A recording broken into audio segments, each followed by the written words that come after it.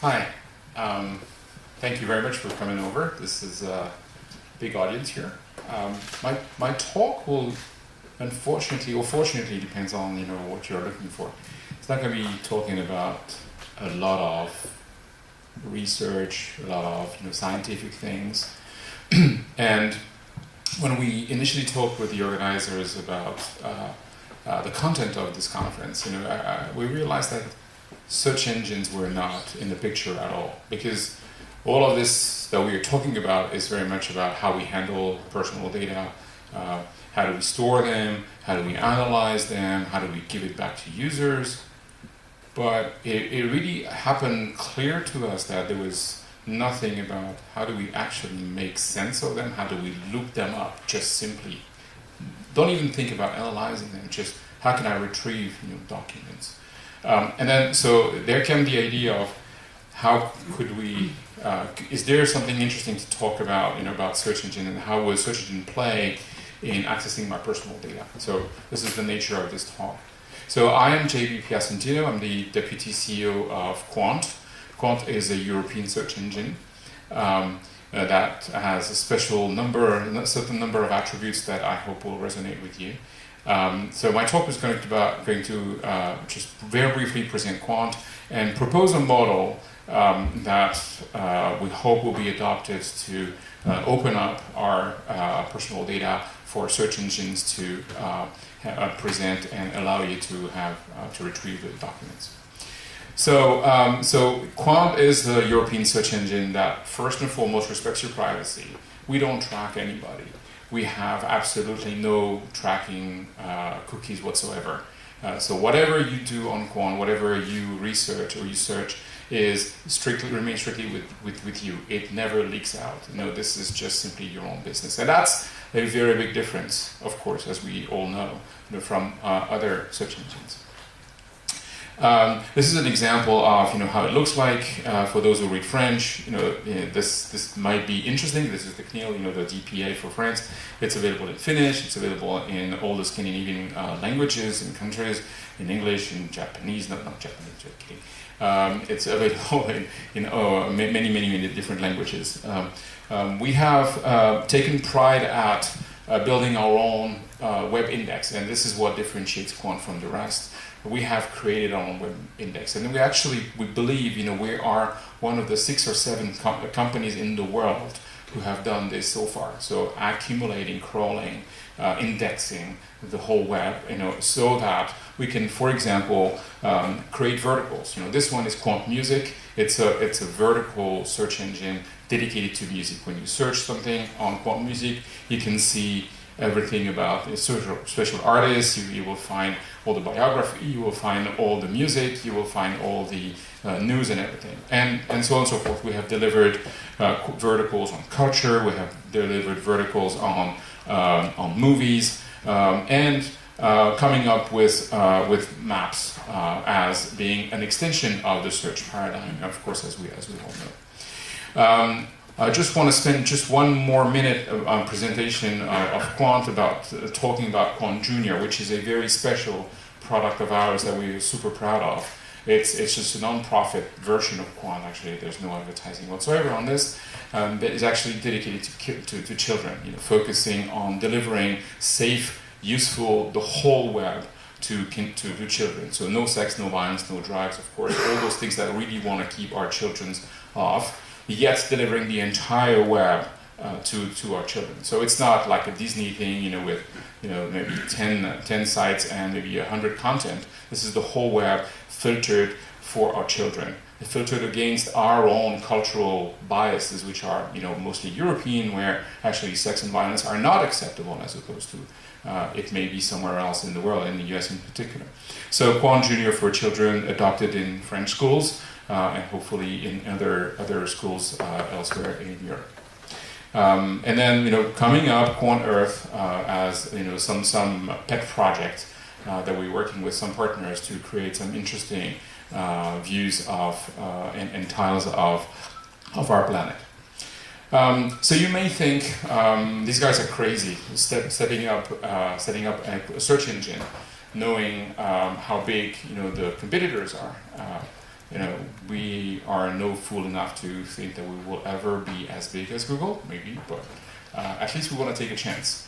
Because the reality is 95% of the market share is actually owned by one single player, and that is Google, as you know. So 5% of all search is actually done by other players. So you have no choice, literally. De facto, you have no choice.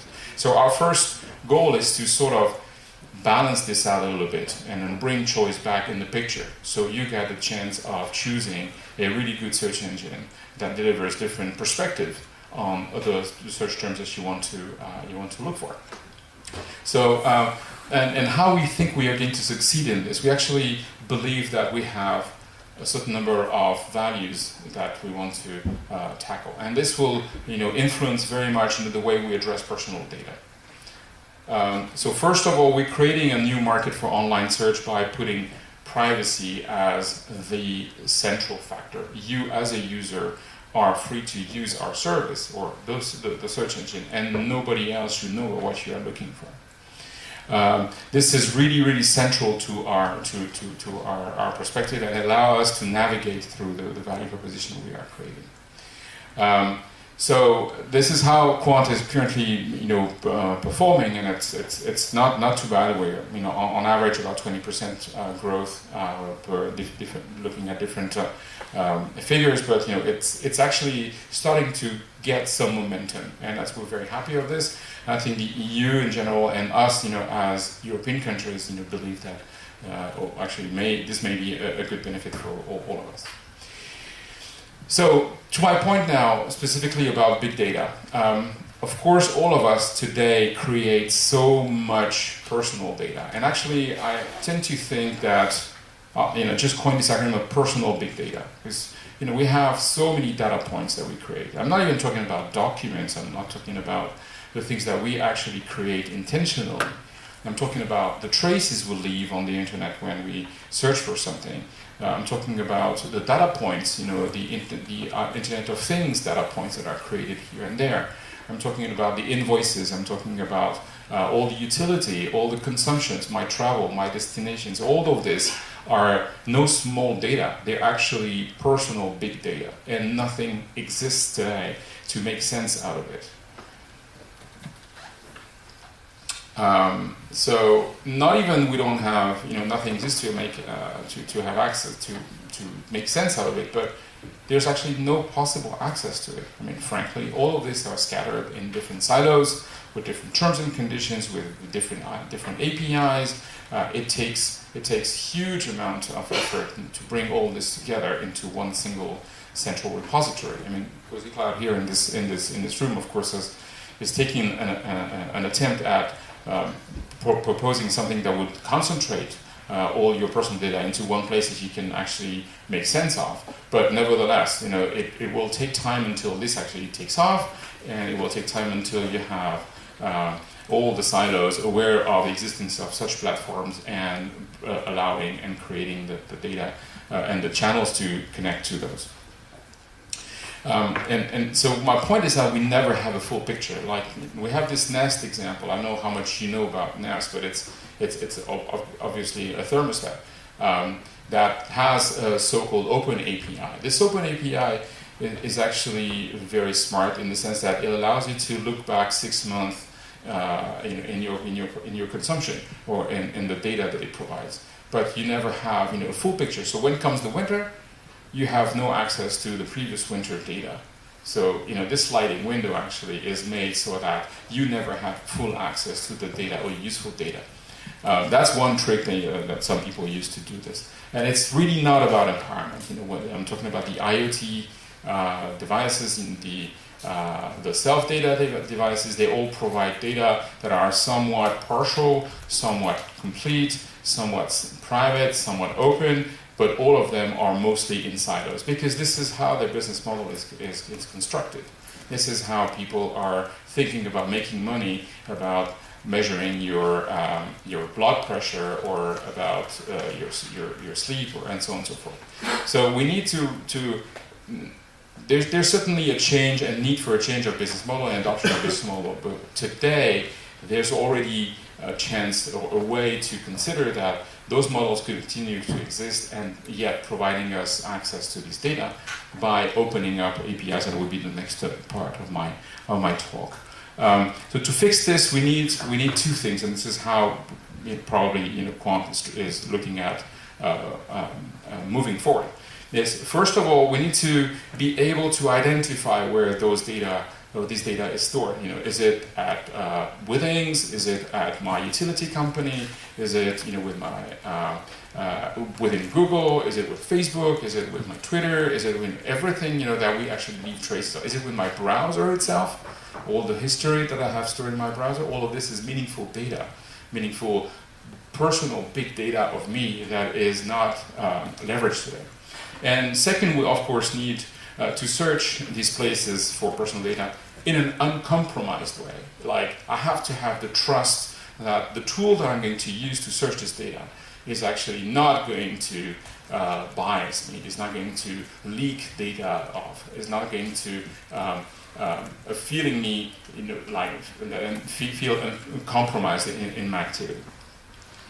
So we need to define trust and user respect, and that's it's pretty obvious with all of us who have been here in the last 3 days. These are words that we actually fully understand or actually believe and are important.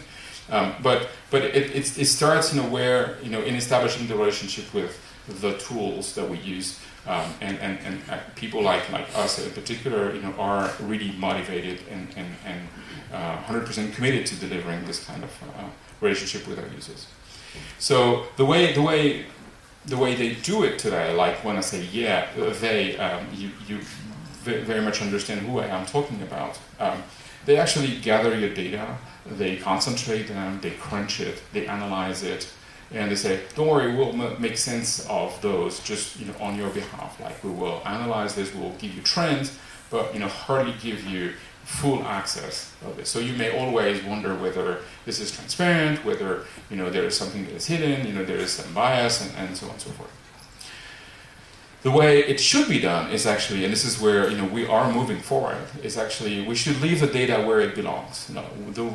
Leave the data in the places you have chosen this data to be.